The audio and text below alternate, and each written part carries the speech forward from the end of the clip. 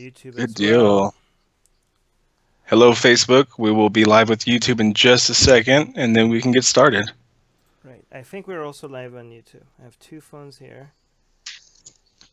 Let us know how the audio is. Yes, we are also live on YouTube.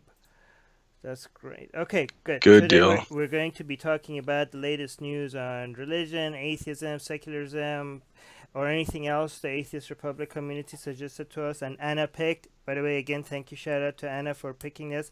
And thank you, shout out to our web developer, Sachin, for adding these to our website. Right, let us know how the audio is. A good audio. Thank you so much, Wolf Whiskey. So just right before we go on to the news, Jim, do you want to really quickly mention our new patrons really fast? Yes, absolutely. Want to real quick thank our donors for our Patreon real quick. We have Chris Stanton with a $1 pledge. Chris, thank you so much for that. We greatly appreciate it. We have a $1 pledge from Dr. Scoop Little. That's an awesome name, Dr. Scoop Little. Thank you so much for your pledge. And we have a $20 pledge from Carol McCuller. Thank you all so much. If you want to donate, you can go to our Patreon. You can search Patreon Atheist Republic, and we can't do what we do and provide you with this this content without the possibility without our donors. So thank you so much for that. Yeah, thank you so much. Thank you. We honestly really do need your help. So thank you for all that. But let's jump right into the news. What's the first news? Christian writer deliberately misgenders trans women to defy quote unquote social madness. Dr. Michael Brown, who's a Christian writer, he misgenders transgender women in his article after a video of a trans woman who got upset at a game store in Albuquerque, New Mexico, when the clerk used the wrong pronoun when he spoke to her. She was called by another customer a sir when she wanted to be called ma'am, and Brown wrote, quote, "First, when you watch the video, it's immediately clear that the customer is a man who identifies as a woman. He is sir by birth, even if he now identifies as female. Listen to his voice and look at his face. He can take hormones and grow breasts. He can surgically alter other parts of his body. That still does not make him man." Jim, you're cutting in and out. Yeah. All right. I am? Yeah, well, now it's better. Okay, so is this basically two separate stories, right? I mean, yes and no. I mean, yeah, it's two separate stories. First, there was an incident at a store with this trans woman that she got very upset because they mentioned sir to her instead of ma'am. But the second story, that was a while back. But this is the second follow-up story about a Christian writer covering this story, and this Christian writer on purpose is referring to this trans woman as a man, and instead of a woman. So this is not the original story. The original story that initially happened, which is a little bit while ago, is that this trans woman showed up in a store and she was being called sir, and she got really, really upset, and this was recorded and posted on Facebook, right? Yes, yep, that is absolutely correct. They pretty much just blasted her all over Facebook. She was doxxed, and then several people, I mean, many people, most of the majority of the comments was people misgendering her as well. Okay, so you tell me your opinions on this before I make everybody upset with me, because I'm pretty sure once I start commenting on this, people from all sides are going to not like me very much. But go on, you go first. Yeah, so I think that in any situation, we should have no problem calling somebody by their preferred pronouns, whether it's he, she, we, them, whatever. Now, some of the more obscure ones that haven't really made its way into society colloquially yet, that's excusable and that's understandable.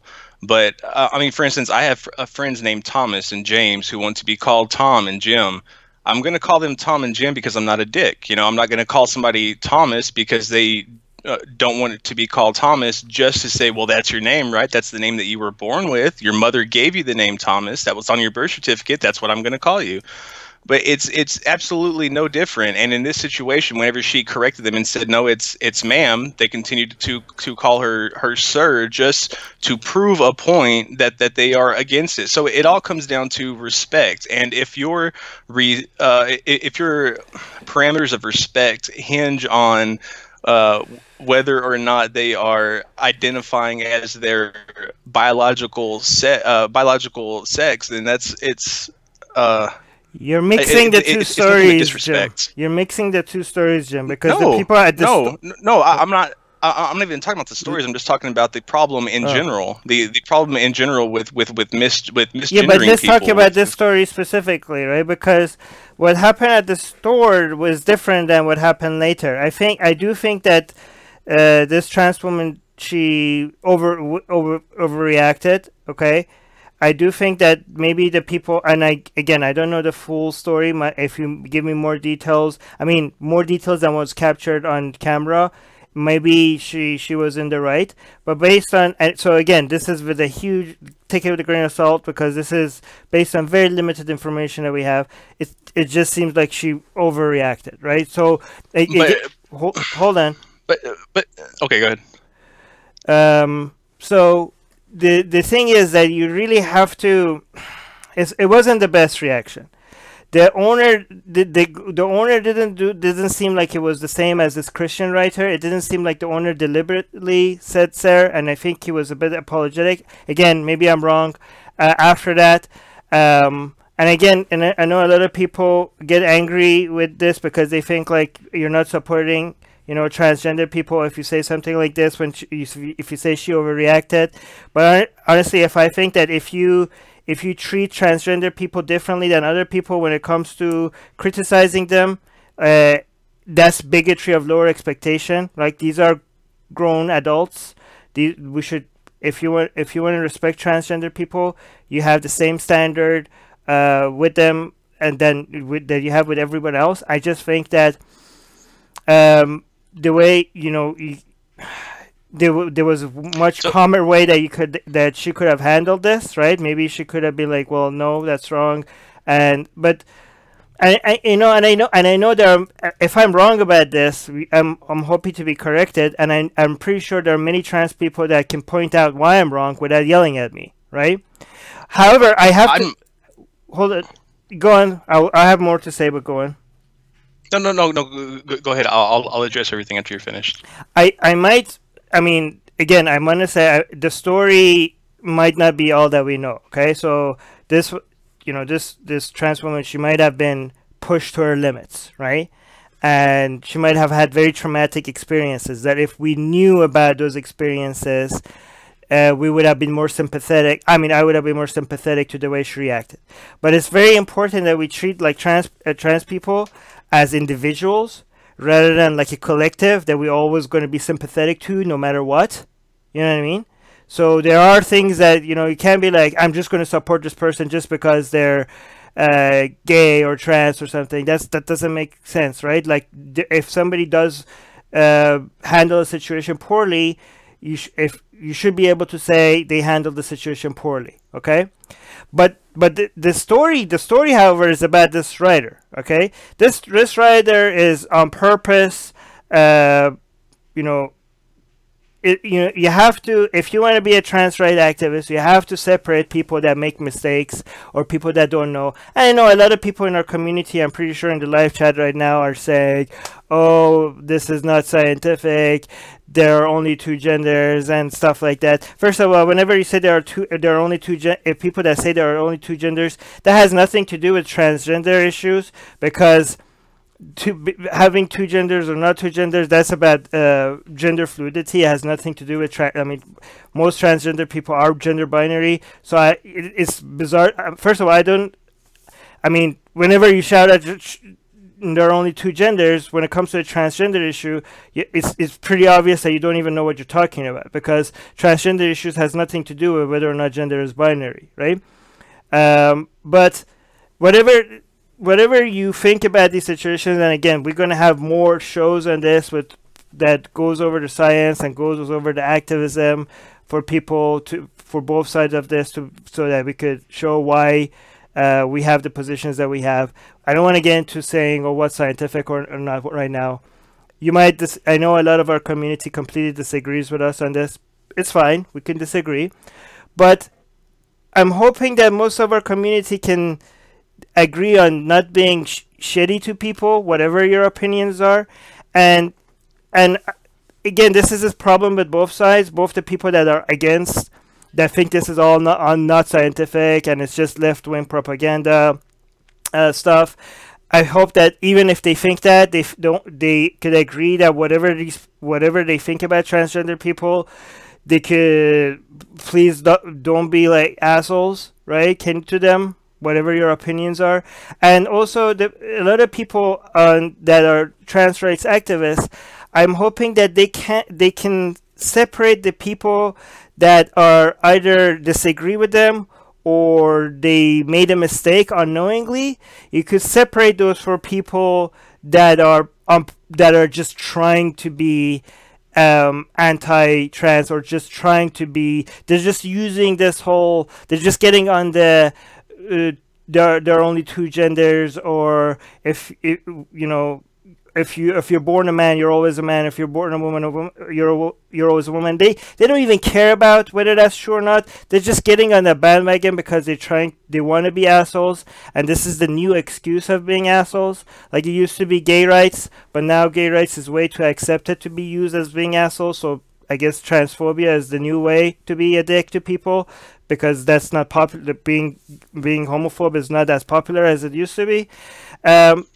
Those are different people, and I think a lot of trans rights activists have to say, you can't just treat them all like assholes, because a lot of people are not assholes. They might be misinformed. Somebody might have misgendered you by mistake. They weren't trying to upset you in any way. Don't treat them the same way. This Christian guy, this Christian writer, he knows what he's doing. He's just on purpose going out and trying to annoy people. And you could be like, okay, this guy is a dick, all right? But don't treat everybody like that. I mean, yeah. No, okay. Yeah. So I agree with you, and I believe, first of all, let me address that I don't believe that that her actions were appropriate. I don't believe that her actions were a necessary reaction. Because she was not expressing herself what we would culturally identify as a woman. So yes, it is possible that it was that she was mistakenly misgendered. And did she need to tell him to catch her outside, or whatever she said, that basically she wanted to go outside and fight the store clerk.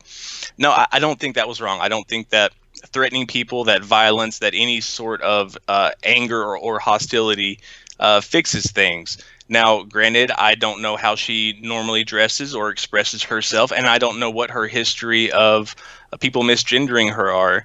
But was it a rational response? Absolutely not. Now let's get to the Christian writer. The Christian writer is a complete fucking dickhole. The Christian writer went into this with the knowledge that that she was a male to female transitioning transgender. So he knew what her preferred pronoun was. He knew that she was transgendered, and he knew what he was doing when he was writing these things.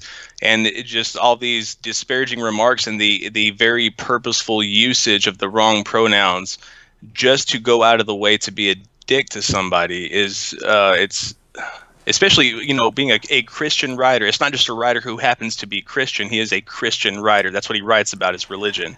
So that's even more disparaging. Yeah, I mean, yeah, I know, but even when it comes to people that are doing it on purpose, there are still two separate groups, right?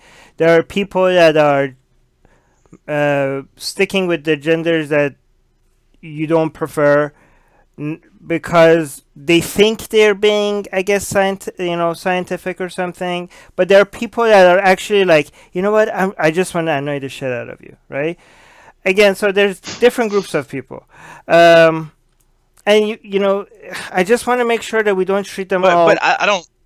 Yeah, people that are wrong. I just think that we should I just want to treat people that we think they're wrong different from people that are just shitty people, right? And I know a lot of people again disagree with us in the live chat. Like for example, Wolf Whiskey, I think disagrees with us a lot. So, but it's okay. We could disagree on these things as long as we could get it. We could at least agree on the fact that mistreating people is wrong, no matter what your position is on their opinions or on their stance. We disagree. You might think like, oh, you know, there's, you know, transgender. A lot of people think it's a mental disease or something. Say stuff like that. I mean, if somebody says that, oh, this is a mental disease because they're using that as an insult, then you're an asshole. But if you're saying it because you genuinely think it's a mental disease, but you're not trying to be an asshole, then in my opinion, you're very much misinformed. But you're not an asshole, and I think it's important to separate these two groups of people. Anyways, Jim, sorry.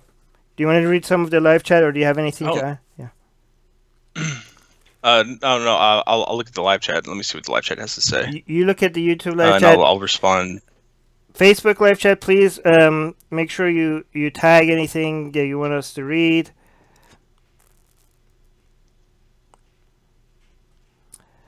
Again, we're gonna have more shows on this topic, not under Atheist Republic News, but under Atheist Republic Discussions to get into the more details on this. But we already have one show. Yeah, go on. Sorry, go on. Wolf Whiskey says, I do not care if that's your life choice at all, but did you see this man rage? Well, first of all, she is a woman. You already know her pronoun. Don't be an asshole. And yes, I did. That's why I spoke out against it. Yeah, Jack McAllen she was wrong. She handled it very, very poorly. By the way, sure, yeah. Here's the thing. A lot of people are like, oh, I get if somebody wants to be called a woman, they can't force me. You can't demand these things. I get to right. use whatever pronouns I want, and I want to call them a man because I see them as a man. But again, here's the thing. Nobody's being forced to use any of these pronouns or to use. It's just a nice thing to do. Nothing here is by force. And I'm a lot of the trans activists that I've talked to so far, I asked them if they think that would they support a law that enforce this, and they were like, no. Nobody is being forced to do anything. Yes. This is just a request. Right.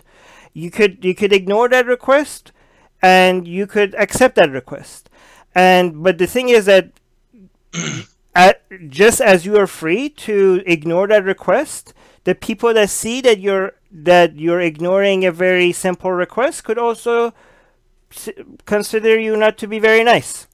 You're free to not use a simple request, and other people are free to consider you not a very nice person. But again, then nobody is being forced. Nobody is being forced to do anything here. But go on. Yeah, you're right, but people on the other side of this argument make the ridiculous analogy, and they say, "Oh, well, I identify as an Apache helicopter," or some stupid crap like that. And it's not as well, we're not talking about identifying like that. Like, I agree that some of these identification movements are stupid. Yeah. But if somebody if somebody wants to express themselves as their preferred gender, and they give you this knowledge, and they request that you just identify them as the pronouns as they want to express themselves as. I mean, is it really that big of a deal to do it? If nothing else, just to not be an asshole, just to give that person a break from what they've had to deal with from everybody else. So Wolf is saying, I don't care about who anyone wants to be, race, color, whatever, but I was pointing out to be respectful to human beings. Yeah, we agree with you on that, Wolf. Like, she didn't handle the situation very well. She wasn't very nice. And I think people that want to be overly sensitive about criticizing somebody because they're transgender, they're not actually helping, because they're treating them like children. They're adults, and treating transgender people like children is actually a form of bigotry, in my opinion. Dirty Dancer is saying, would it be okay to misgender all those who deliberately misgender? I mean, it's a great question. No, I mean, it's not. Like, no. If I was to call you her, or you know, it's not a big deal. No, it's not the same thing, because he, as I say, I've never been mistreated because of my gender. So for me, somebody calling me a girl or using the wrong pronoun on me, it's not a fucking big deal to me. But why is not a big deal to me? Because that's not something that is used against me. Do you know what I mean? Like, for example, this is the same reason why people say, oh, I don't care if you're gay, like homosexual rights, right? Gay rights. When they say, like, okay, fine, go be gay, but why do you have to? A lot of people say this, and I first have to say that I disagree with this. I'll tell you why. A lot of people say, why do gay people have to display their sex lives to us? We don't see straight people don't have to do this, and neither should gay people. First, I say no. I disagree. I think first of all, straight people do, but I think gay people should do it more, because their sex orientation is used against them as a target, right? So that's why it's something that you want to display proudly, to be like, hey, I'm not ashamed of this. That's why you advertise it. Nobody's gonna attack me for being straight, right? I mean, not yet, at least. So, or ever. But I'm just saying that, this is gender, like, as a trans. So just like sexual orientation is used as a weapon against homosexuals, gender identity is used as a weapon against transgender people or gender fluid people. And that's why misgendering transgender people is seen as a bigger deal than misgendering somebody like me, because the reason why they're fighting for them to be recognized for their gender identity to be recognized is because that's a target on their back. So I don't think it's a big, like, if somebody calls me by wrong pronouns or whatever, there's nothing, I don't lose anything. But I'm not, I'm not sensitive to that because it's not a target on my back. But go on. Okay, so let me ask you this. So in order to get something that you can understand that feeling, what if somebody was to call you a Muslim, repeatedly, like refer to you as a Muslim, Armin the Muslim, Armin loves Prophet Muhammad, Armin goes to Mecca, all these other things, would you, after a while, after everybody doing it, wouldn't you get tired of it and be like, I'm not a fucking Muslim? Well, I mean, that's something that is used as a target against me. So I'm pretty. To be honest, though, the amount of shit I've gotten in the past 13 years made me a little bit desensitized to it. I mean, I get people telling me that they're gonna find me and rape my wife in front of me before they kill us both. So, but I think the thing is that most people don't have to deal with the amount of shit so I'm not the best judge of this, because I've been desensitized to all the messages that I get, so I don't know. But anyways, anything else in the YouTube live chat that we need to read? I didn't see any. Let me see.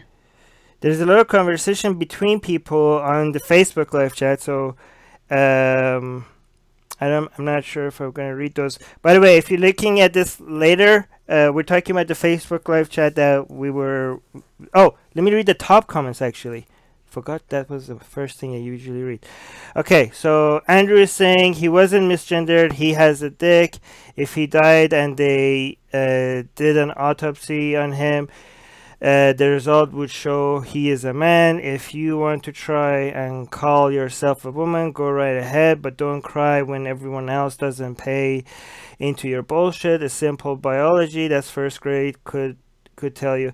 Well, I think, again, so a lot of people I know are going to disagree. Andrew, you're talking about sex, you're not talking about gender. I mean, it's very interesting because people talk about first grade biology, but what they don't understand is that the mind is a lot more complicated than just what people having dicks or vaginas. The mind is so much complicated. In fact, the mind is complicated about so many other things. It would be bizarre if it was very simple about this about gender. Do you know what I mean? Like, yeah, when it comes to sex, I mean, it's a little bit more simple because we still do have some examples where it doesn't fall into the binary, but most of the time it's a lot more simple when it comes to biology.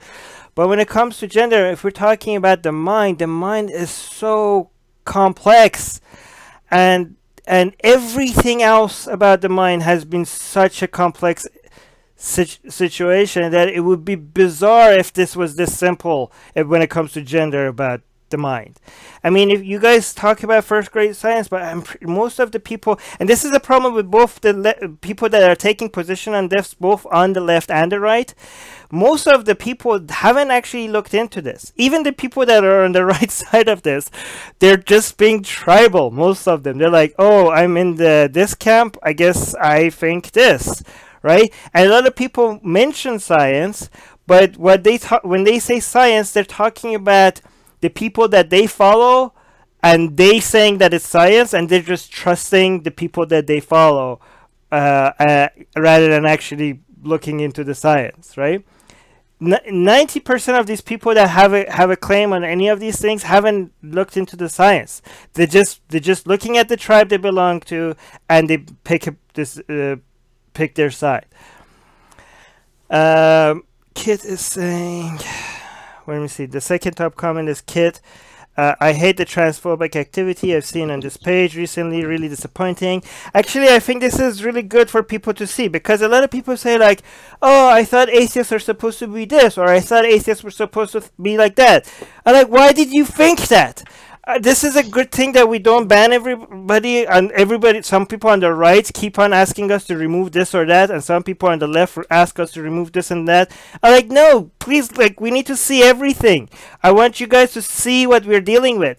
For anybody, right wing, a lot of people from the right are always like, oh, I thought atheists were supposed to be, I don't know, skeptics. Why are they believing in all these Me Too allegations?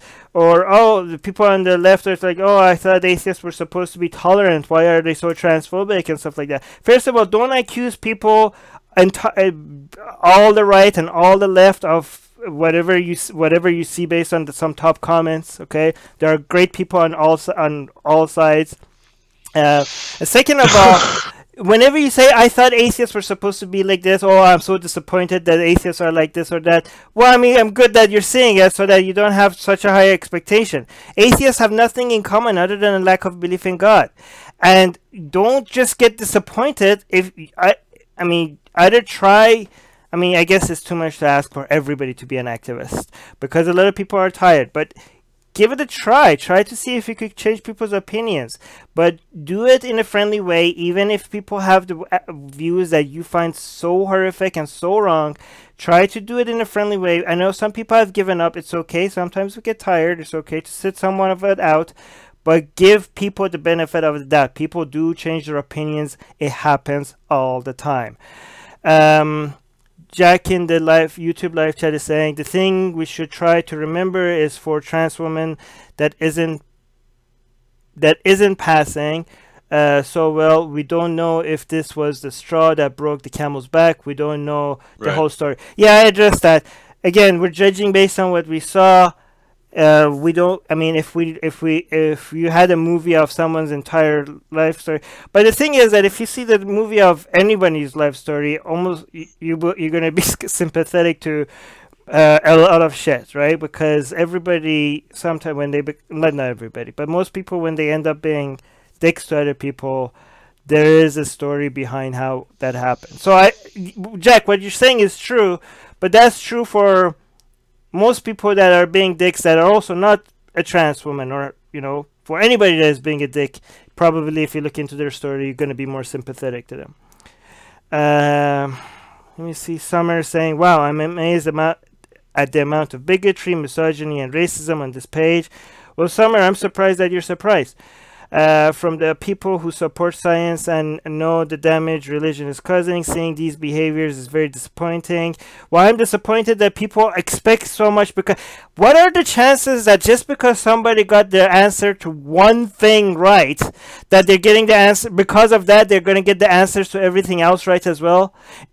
I mean, come on, guys. Your expectations should be lowered, and it's good that you're saying these comments, so you don't have. I mean, both the right, when they complain about the right-wing atheists, when they complain about left-wing atheists, and when left-wing atheists complain about the right-wing atheists, this is a good thing, because this helps us not be as tribal as these other religious groups. Because you shouldn't just celebrate people just because they're atheists.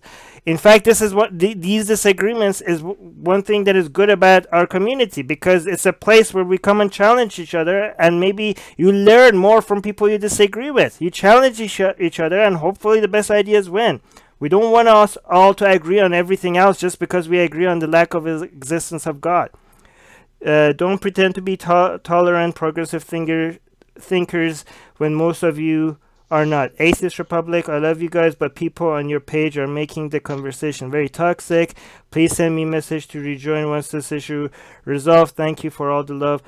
Well, okay, Summer, you're not very tolerant either, because if you could be tolerant of people because of their gender and their sexual orientation or whatever, but or their race, but a higher degree of tolerance is to tolerate people you disagree with and try to give them another I know that's harder to do, but if you really want to be tolerance, not just a diversity of skin color, not just a diversity of gender, not just a diversity of sexual orientation, but also tolerate a diversity of opinion. We can get along while we disagree. The main people that we don't want to be against are people that are assholes. But while we disagree, we should be able to get along. I mean, the whole what are you? No, that's 30. That's 30 minutes on one story. Okay, I'm gonna move on. Sorry, I know. All right. But I just want to say that just don't give up on people. Don't be like, oh, I'm just going to leave. Well, be part of the solution. Anyways. Right. My God. Okay, next story. Video shows Islamic Bedouin judges forcing an accused wife to lick a red-hot iron. In a video, a woman who was accused of stealing from her husband's family was forced to lick the red-hot iron 3 times by the Islamic Bedouin judges. Bedouins are desert-dwelling nomadic Arabs. If the defendant's tongue blackens or blisters, then it means the defendant is guilty. The woman was found innocent, and she was asked to go and embrace the people who accused her. So after burning her tongue 3 times, she was forced to go and ask them for acceptance. Wait, so they were wondering if she's lying about stealing something, so they made her lick. Oh my God! Right, in this Bedouin community, one of these tests of honor to find out if you're lying or not is to lick a red hot iron 3 times, and if your tongue blisters or turns black, then you're guilty. But if it doesn't blister or turn black, then you're innocent. It's really fucking stupid because most people are guilty because it's fucking red hot iron. Should I play the video? No, right? No, we probably shouldn't. That's horrible. So I'm gonna be a bit. I know a lot of people are gonna be like. So this is Islamic Judges. I just want to be a little bit skeptical here. I don't remember any Islamic laws that endorses this. Maybe I've been missing that at least or something. But I like to shit on Islam as often as I can, but I don't think this is really Islamic. I might be wrong about this. It might be a hadith somewhere, but this doesn't seem Islamic. I don't remember anything. I mean, I've been dealing this for a long time. I don't remember anything like this, any hadith or any Islamic school of Islamic school of thought that endorses something like this. Again, I'm not trying to excuse Islam. Islam endorses a lot of shit that is absolutely horrific and barbaric.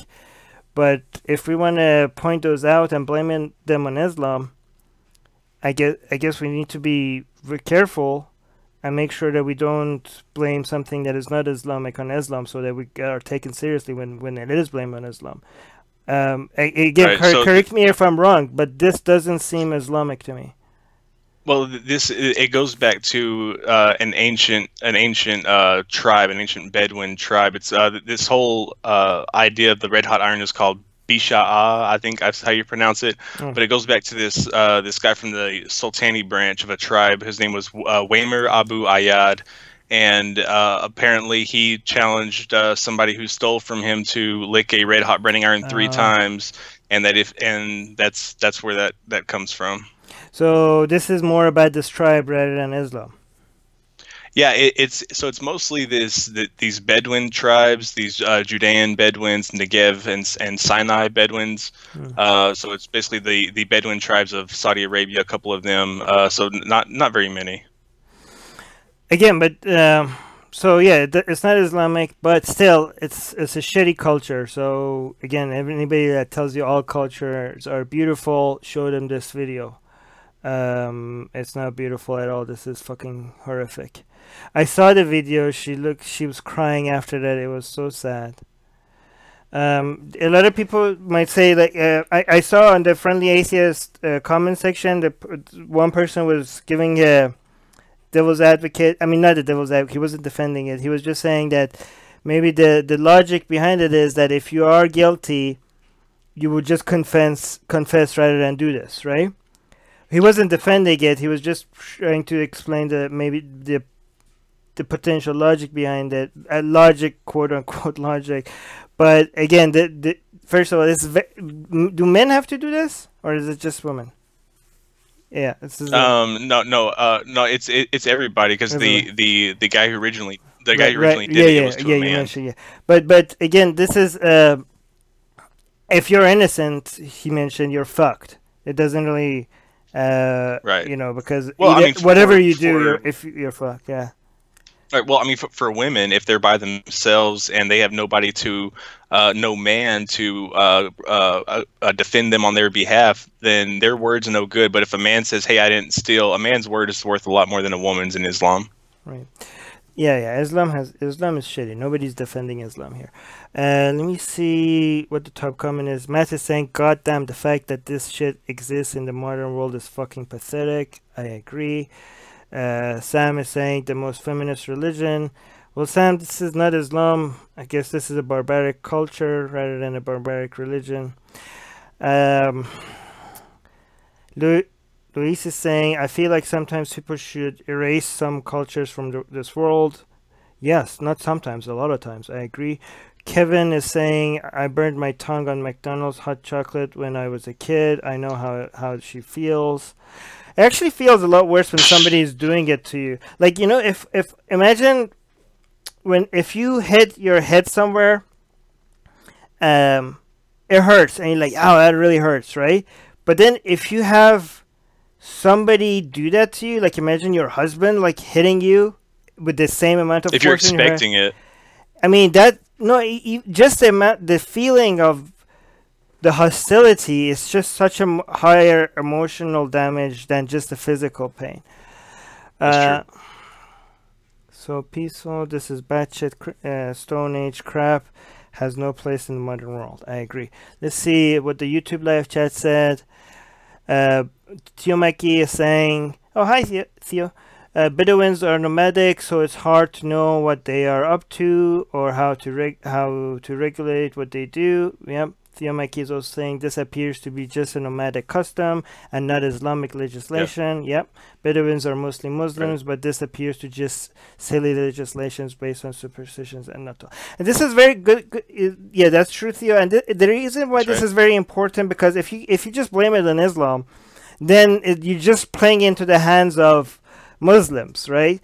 Islam apologists, which be like, haha, look, you're wrong. So but then when you have all those other critiques that you have of Islam, which were legit, now also go out of window because you just seem like to just be somebody that wants to blame on everything and everything barbaric on Islam, right? So just be careful with that, because then people are not going to pay attention to you when you actually are right about blaming something on Islam. Yeah.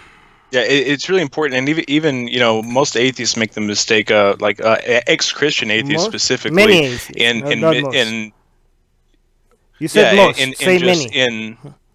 Well, people are really fond of perpetuating these false arguments, these arguments that aren't legitimate just because somebody else says them and they sound convincing. So I feel like the people around the board just need to do their own research and come to their own conclusions. Right. Okay, so let's go. Wait, let me look at the Facebook live chat. Nobody tagged Atheist Republic. Guys, if I'm missing anything, please don't be angry, okay? I'm trying my best here to not miss anything. Okay, next story. Prominent Vatican official Cardinal Pell is found guilty of sex abuse. George Pell, the Vatican's third most powerful official, was convicted in Australia of all charges relating to the abuse of 2 choir boys in the late 90s. His trial was conducted under a gag order by the judge that prevented any details of the case from being made public. A judge then placed a suppression order on all press coverage in Australia. So this is for people who aren't familiar with Pell, this is the highest member of the Catholic Church that has ever been convicted like this. This is huge, absolutely huge. Pell is somebody who's debated really big name atheists. He's debated Bill Mayer. He's debated Richard Dawkins. He's debated so many people, and he's been such a pivotal. Played such a pivotal role in modern day Catholicism. It says third most powerful official in Vatican. That's how high he went. Correct. That's how big he is. This is really in Australia. Is Australia like leading the charge against priests like this? I mean, this is Australia. It seems to be doing more than most countries. Or am I just imagining this because of the reporting? I don't know. I'm not sure. I mean, good job, Australia. The was in Australia, but he. Oh. Go on. Yeah, it was in Australia, but he himself was in Rome, and so he had to go from Rome to Australia to do this. But yeah, he's the finance chief, the Vatican's finance chief. So yeah, he's the third highest. Yeah, good job, Australia. But this means that nobody. I mean, the priest himself is Australian. Is he? Because of who? Pell? Yeah. Is he? I don't. Why would an Australian judge place a suspension order on press coverage in Australia? Why would it be in Australia if he's not Australian? I don't know, but I'm hoping that this means that like the immunity that a lot of high-ranking officials in the Vatican were enjoying, if it's getting that close to the top, I'm hoping it means that it's not there. Where's Theomaki? This is Theomaki thing. There was an original trial by the church that was done, like a cathedral trial, and there was a hung jury, and it was declared a mistrial. They just kind of left it off, and then there was immediately another trial, which is this one, and the jury was completely unanimous on this. But he was convicted in Australia. That's where he was convicted at. That's where he served trial at. That's where the judges placed. He's Australian. He is Australian. Somebody confirmed it in a letter. He is Australian. Yeah. Okay, good. Yeah, because Australia wouldn't have clarifying that. Wouldn't have jurisdiction. Because Wolf is saying there should be an order made to investigate the Vatican. But who would do that? I mean, it's good that this guy is Australian, and Australia seems to be leading the charge against these priests. So I guess if it was from somewhere else, it wouldn't, even if it was very high up or not, maybe it wouldn't have happened. So maybe we got lucky that he's Australian. Again, thank you so much, Australia. But Muskil is saying, I asked my father at dinner, why do you support your church? He replied, that's all I know. Shake my head. Again, yeah, I think I support asking every Catholic if they donate to the church. and if they think maybe some of their money has been used to protect child molesters. Ask every Catholic, because their money is being used, and they should be known. Yeah, they should know what they're funding. Do you want to know? So Pell has a huge legal team, and one of his lawyers is notorious for charging at minimum $11,000 a day. So at the very minimum, he is charging these Catholic parishioners, these Catholic donors to the church, these Catholics. Basically, he's taking their tithes, 10% of everything that they own, to pay for an $11,000 a day lawyer to defend sexual assault by Pell. So yeah, I support every time you see a Catholic, every time you find out somebody's a Catholic, ask them if they think their support is helping child molesters. I don't think that's too hostile. I think you should, because these are Catholics knowingly or unknowingly are supporting, every single Catholic is supporting an organization that now its main purpose is to protect people that abuse children. So they should be held accountable for that. Uday is saying the Vatican thing should have been the first item in the news. Okay. Anna, take note of Uday's feedback if you're listening. Theo Mackie is saying, looks like he lost debate on religion having a civilizing effect. Oh, Theo Mackie probably has watched some of his debates, and apparently it seems like Theo Mackie is suggesting that some of his debates was saying that religion has a civilizing effect, and maybe now his and moral. He had a morality debate with Richard Dawkins. Right. Okay, Christy also confirmed that yes, he is Australian. Thank you, Christy, for that. Theo Mackie saying Pell intends to go to trial to clear his name. Oof, good luck with that. Moose Gal is saying, so far 2 Catholics told me not all priests are bad. Secondly, I am support. No, I don't know what the rest of the sentence. Yeah, but here's the thing. We have to agree that not all priests are bad, but supporting, that's not what we're saying. Make sure you're prepared for that answer. If you say, are you supporting, and again, please use the word child molester instead of pedophile, because you need to focus on the action, the crime that they committed. And also say that you're supporting an organization that protects child molesters. And if they say that not all priests are child molesters, say, yeah, that's true. Of course, I never said that. Again, I'm saying you're supporting an organization that protects child molesters from seeing justice. That's what I said. I never said all priests are child molesters. Bring them back on the claim that you're making if they try to redirect the conversation to something else.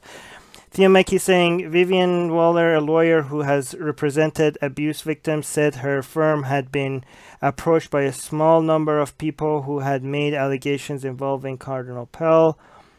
Elias, do you think if they were allowed to have sexual partners, these incidents would reduce? I don't know. I'm not an expert when it comes to... a lot of people suggest that. I think that's a question that an expert needs to answer. Let me see some. Or in the same thing, if they were allowed to be sexually active, would the Catholic Church even be getting as many priests as they have? Because I mean, there's a lot of theory that people are only Catholic priests because it is an easy method to gain access to the people their preferred. That seems weird. That's don't call it a theory. That seems more like a hypothesis to me. Unless I don't think that's. I didn't mean to call it a theory. Sorry. That's okay. Frederick is saying, I was literally watching him debate Dawkins about morality. Oh, that's a tough. Awesome. So he was. That's so. Such coincidence. Paul is saying, isn't it harder to find one who isn't guilty? I don't think that's true, actually. I think you can say that priests have a much bigger problem when it comes to child molestation than average. Like, it seems like there's a huge problem here. I think it's a very extraordinary claim to say that most of them are guilty. Like, that's such a huge claim. I wouldn't suggest making that claim. Again, don't assume until you know. Don't assume that somebody is a please, please, please. Don't assume that somebody is a child molester because they're a priest. Sandra is saying, interestingly, in Australia, we have been under the impression that he was only ever being investigated for sweeping the crimes of the pedophiles priests under the rug. The Australian media has literally been gagged for years on this. Thankfully, social media has enabled us to learn the truth. Due to gag orders, none of this has been reported locally in Australia. I'm glad that social media is making all these gag orders on irrelevant, right? I mean, it's stupid that, I mean, great job Australia for, doing all this, but please, this gag orders are stupid. I mean, it's no point removing them anymore because social media, I guess. So, but it's stupid. Gag orders are so stupid. This is another benefit of having, I mean, Jim, you should feel very lucky for being in the United States. You have the First Amendment and all that. Gag orders would be unconstitutional. Okay. Well, no, there are still gag orders in the United States. Not on the media to report a story. Yeah. What? When it comes to court cases, yeah, absolutely. They can make it to where the information does not leave the courtroom. No, that's different. You can, that's what a gag order is. No, that's different from other countries. And so protecting an information from getting out, that's completely okay, right? But forcing media not to report on something, that's a gag order that we have. Even if they have the information, if there's no information, that's a gag order, kind of gag order that you have in the UK and Australia. Like you just not being able to say something, that's the kind of gag order that is ridiculous. Like saying like, hey, we're not. What you're talking about is freedom of press. Yes, but what you have in the United States is like, hey, you're not allowed to come in here because this is private. That's totally fine. Right? That's not, that's the kind of gag order that I'm not against. All right, should we go to the next story? Sure. An Indian baby born with 3 hands is supposedly being worshipped as a god. Radhika Sahu gave birth to a baby born with a 3rd arm, which is a result of a genetic abnormality. And people are treating the child as some sort of deity.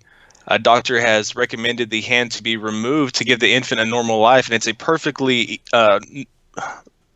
routine procedure. Babies are born with extra limbs in India, and they're often worshipped as reincarnations of Hindu deities because most of the Hindu gods have multiple appendages. Wait, so they could remove this, and it would be good for the baby if they could remove this, but they're not going to remove it? Yeah, absolutely. Yeah, they're saying it's a relatively simple operation. They can do it without causing any other damage, without hurting her in any way or endangering her life.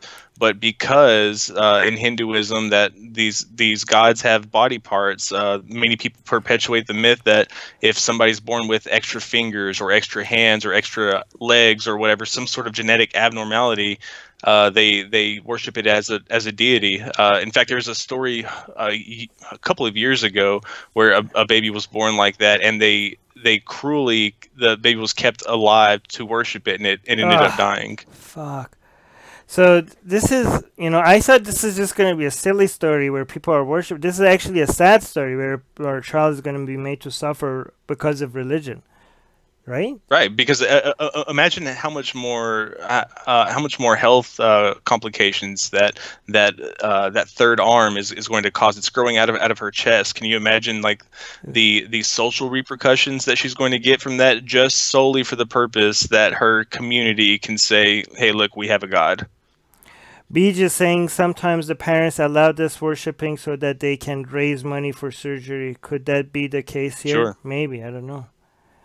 Well, not just for surgery, but a lot of parents will exploit their, will exploit their child for the purpose of, they were born into a lower caste, and it's their opportunity to be seen as somebody of relevance. Well, I hope the parents eventually get rid of that hand. This is, I don't know, a lot of stories from India, it seems like you could point at something randomly, and there's a 50% chance that somebody's can make an argument for worshipping it. Why is India such a hotbed of new things to worship. Like there are people there was one person that started worshiping Trump as a god and managed to get some people in his new religion. There's so many random things people worship there.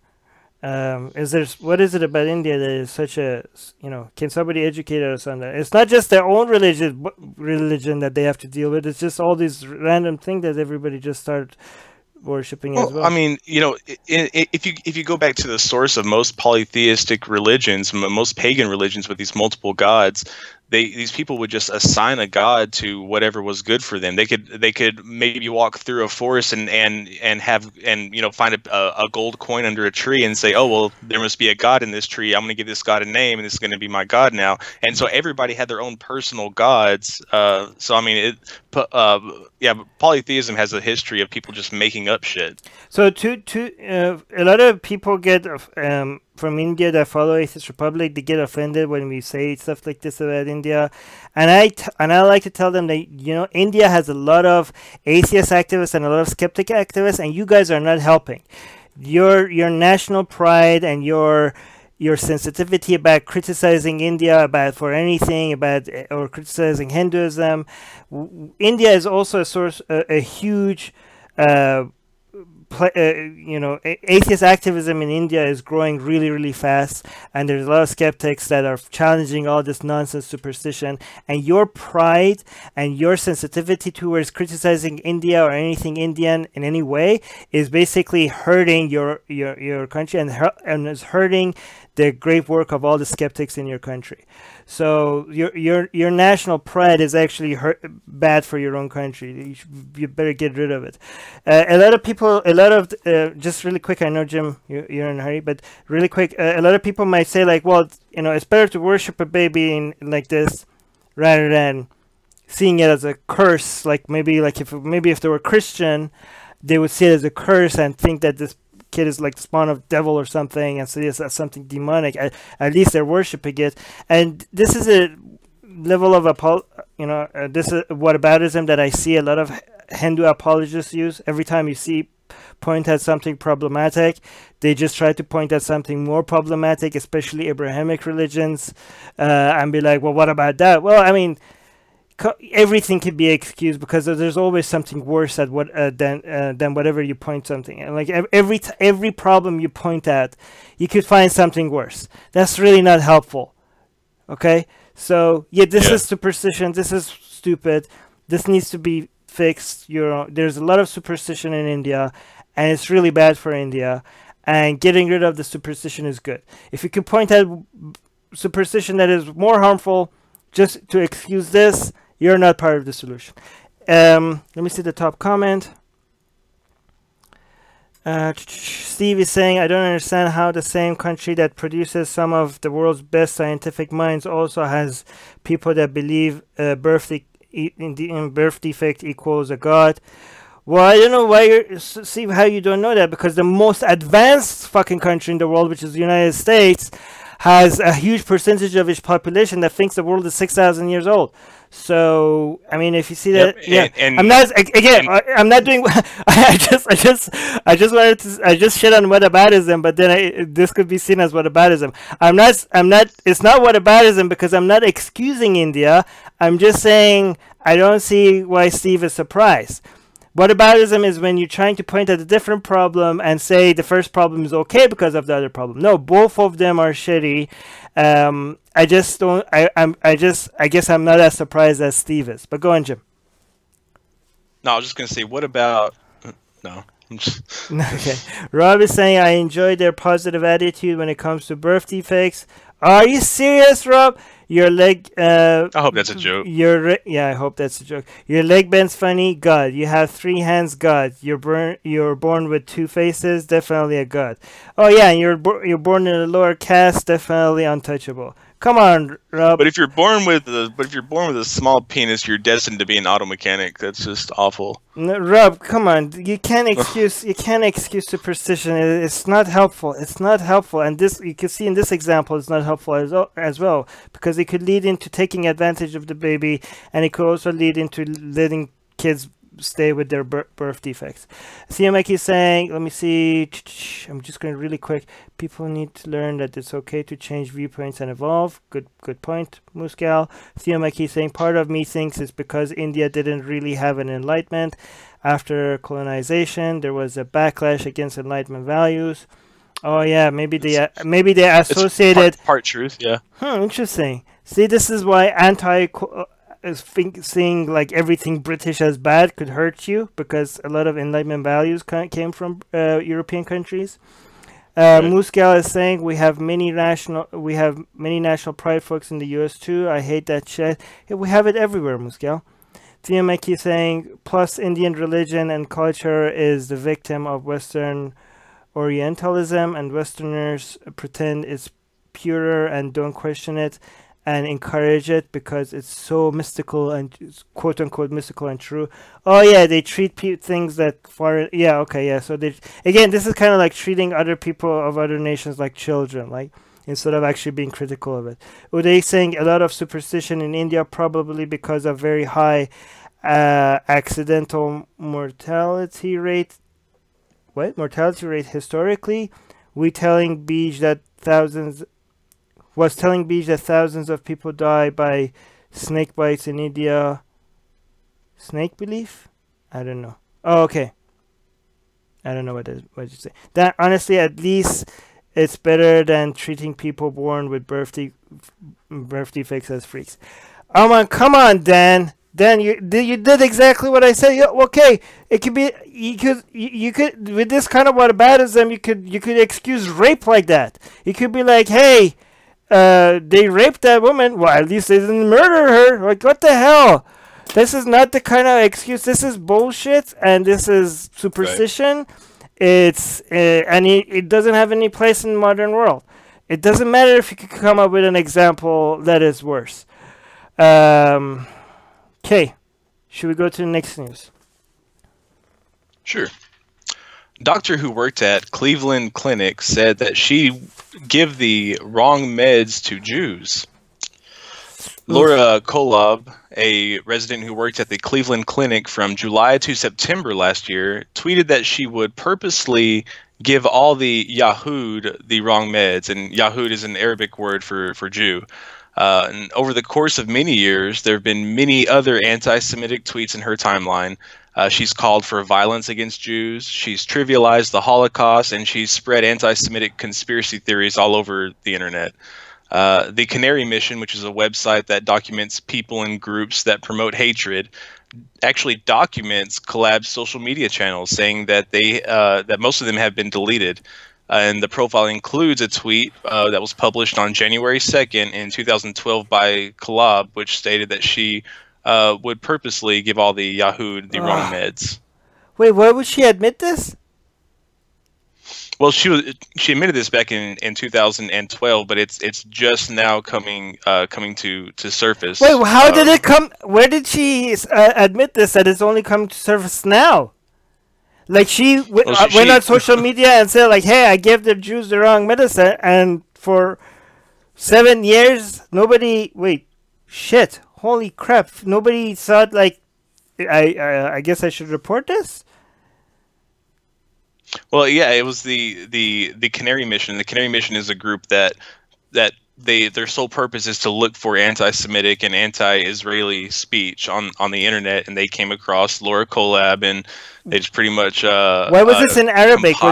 Is she a Muslim or what? I know that she's very much anti-Jew, and she's using a term like Yahud. So either she is Muslim, or she has Muslim heritage, or she's Arabic. But I mean, she was working at Cleveland Clinic, but she's no longer working there. She was working there up until September of last year. But we don't know if she was fired because of these tweets or what the so I don't know what the deal was. So was the whole thing written in Arabic? Like all of this stuff? No, it was written in English. Oh. But it just says Yahud as spelt out.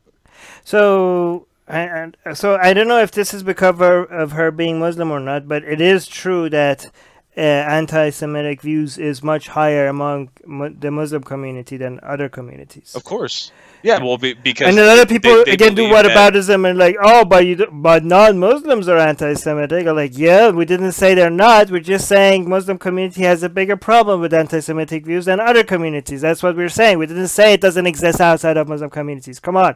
Right. Go on. Sorry. And the main problem is the prophecies surrounding Jerusalem and Israel. The centricity of Jerusalem is what the Jews call the dome of the rock. No, that's not why. That's not the. It goes back. It goes way back. A lot of people think anti-Semitic. Well, yeah, go. But I'm talking about like the big.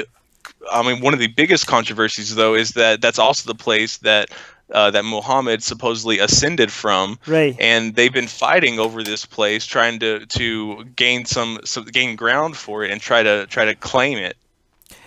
Right. I mean, this is Hadith Bukhari. This is the book. There's authentic Islamic Hadith. There's a lot of Islamic Hadith that says that there will time come that the Muslims are supposed to kill all the Jews, and the Jews will be hiding behind trees and rocks, and the trees and the rocks will yell out and say, here they are. Muslims, hey, there's a Jew hiding behind me, come and kill him.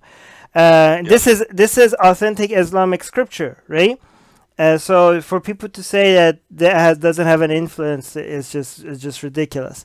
But again, another thing is that this is like real bigotry. And I think like it's good that this got caught. Dangerous because we're talking about somebody's life. This is huge.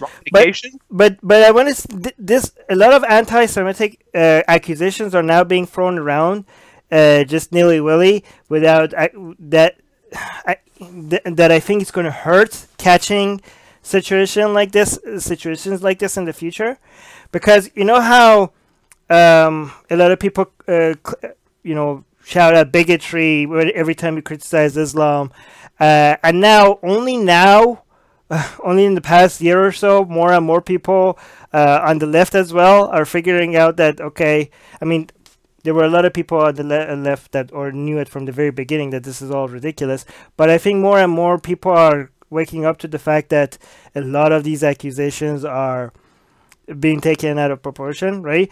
But a lot of real bigotry went under the radar because of how easy people kept on accusing each other.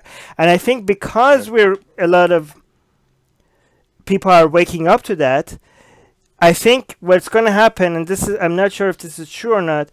I'm talking about the far left, okay? I'm not talking about all the people on the left, okay? I consider myself as part of the left, so please, when I say shit things about the far left, don't be like, oh, Armin, you're blaming everything on the left. No, I'm talking about the far left.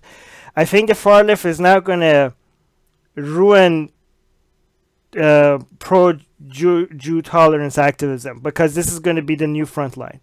Because the bigotry accusations against Islam eventually is going to stop sticking. The new taboo thing is to just start accusing everybody of being anti-Semitic. Not everybody, a lot of people, as soon as they see something about, as soon as you criticize somebody that happens to be a Jew, even though your criticism had nothing to do with the fact that they were Jew, as soon as you say anything about the Jewish religion or the Old Testament and you call it barbaric, I think that's going to be the new front line when it comes to, and they're gonna really hurt recognizing real, but the good thing is, like, some high-profile people right now are being accused for being anti-Semitic, even though they're not, like PewDiePie. So I'm hoping it's not going to get there, because a lot of people that follow him know how ridiculous all these accusations are. So I'm hoping that people are just not going to go to it's not going to get as bad as how it was when it comes to people just believing every accusation of people being anti-bigot because they criticize Islam. Anyways, let me look at the top comment here really quick. Anton is saying Doctor Who would never do that. Okay. Rani is saying, wait. Oh, so no. Okay, so the title, the title of the news article is Doctor Who worked at Cleveland Clinic said she's She'd give the wrong meds to Jews, and the top comment is like, "No, Doctor Who would never do that." That's awesome. That's good. Rani is saying anti-Semitic views are unacceptable. She should lose her license and her job. I'm pretty sure that she would, not right? And it would be ridiculous if she hasn't already. I mean, yeah, you would think that, but I mean, we don't know whether that's why she lost her job or not. I hope so. Mary is saying there's no place in medicine for this mindset. There shouldn't be a place anywhere for this mindset. Against anyone of any religion or atheist, medicine recognizes every person as human and deserving of care. Well, I mean, I'm hoping it's not only medicine that recognizes that. Let me see that, but good. But I'm not trying to shit on Mary's comment. Good comment, Mary. Let me see what the YouTube. I guess she said she would if she could, but she probably hasn't. Okay, Uday is saying, I guess she said she would if she could, but she probably hasn't done it yet, and so walking free. Jim, did she actually do it, or she said she would do it if she could?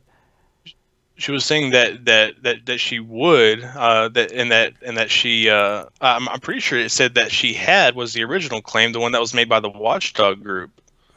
She said. She would have. She'd give their own. Yeah, so we don't know actually. I hope nobody got. Yeah. But but I hope she, for the sake of the people, I hope that she never ended up doing it actually. Well, and you're not just talking. Doesn't matter. She's still a horrible person. I mean, it does matter because I'm hoping nobody got hurt. Right. But go. Well, I mean, and you're talking about somebody who worked at this clinic. It's not just about the medication, but what about the quality of treatment, like just bedside manner, just how she's treating them generally. I mean, is she being a bitch to these people just because they're Jews? Right. Jack is saying she was at least a first-year resident, so she was fired before she could actually do harm. Oh, good. Or at least there's no evidence she actually did. I'm hoping she didn't. I'm hoping she got fired before she got a chance to take care of anybody. And I'm using take care of loosely. Dirty Dancer is saying criticizing Judaism is fine, but you have to make sure you don't overlap with blood libel that has been used to kill Jews in the past. Well, I mean, you have to be careful that your anti-Islam stance doesn't. You're not accusing. You're not. I don't know what you're saying because this is true with any ideas that we criticize. When we're criticizing Christianity, we're not trying to attack Christians personally, right? We're not trying. And again, in fact, whenever I try to tell people why attacking Judaism is not anti-Semitic, I actually get in trouble with the people on the other side because. What I say is that, in fact, I shit on Judaism as a religion, but most Jewish people are, on average, the most secular and non-religious group of people in the world. Most Jewish people don't think that Judaism is ridiculous when it comes to believing in the nonsense. But when I say that, then people jump from accusing me of being anti-Semitic to all of a sudden accusing me of saying that, oh, so you're saying Jewish people are better on average? I'm like, shit, I just got from, I just jumped in from being accused of anti-Semitism to all of a sudden being accused of thinking they're superior. Jack is saying, by the way, she went to a Jewish mid school. What? Really? Wow. Okay. How could she be so hateful even after being exposed to that many people? All right, so... By the way, I'm gonna try to increase criticizing Judaism as a religion more, just so that we desensitize people when it comes to attacking. Whenever some people want to mark something as a taboo, I think we should do it more before they get their way. So look forward to seeing, more criticism of Judaism on Atheist Republic. All right. Should we go to the next comment? Oh my god, I'm gonna get into trouble for this. Yeah. We're gonna lose all our Filipino fans after my commentary on this news. Oh boy. Our Filipino followers, it was nice having you following the page. I'm just kidding. I'm just kidding. Go on. Duterte vows more attacks on the Catholic Church. President Duterte continues attacking the Philippines' predominant faith until it, quote, corrects itself. The church has expressed alarm over the deaths tied to the government's drug war. Duterte said that they should go slow in criticizing him because priests have their own wrongdoings.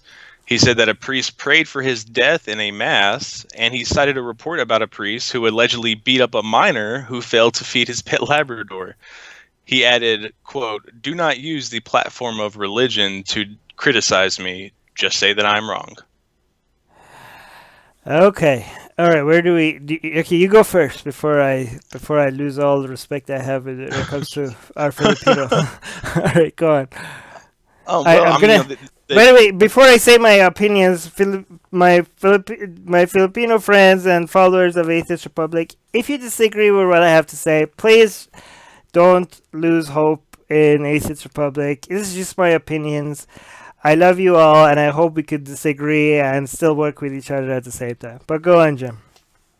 So, first of all, let me say, and I'm probably going to lose a lot of support here too, but Duterte as a mayor, Duterte as a mayor and Duterte in 2019 are two completely different people. I really do believe that he has changed quite a bit. But go on. But